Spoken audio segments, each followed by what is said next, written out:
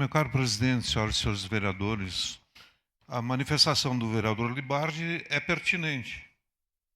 É pertinente em razão da proposta de extinção do cargo, né?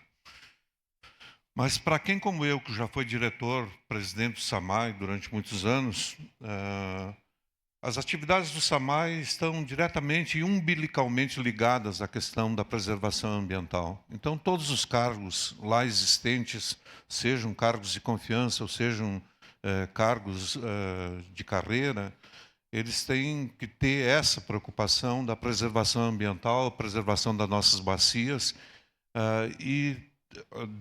mesmo antes desse cargo ser criado, numa das reformas que aconteceram, o SAMAI já promovia e sempre promoveu, né, visitas das nossas escolas. O vereador Edson, quantas crianças já foram? O Vossa Senhoria foi secretário de Educação, né? Existe toda uma agenda onde o SAMAI, inclusive, busca as crianças, né, para conhecer as estações de tratamento, conhecer as represas e assim por diante. Então, a sua fala, vereador Cláudio, ela é pertinente, de fato, de repente, talvez quem propôs a reforma deveria ter pensado melhor.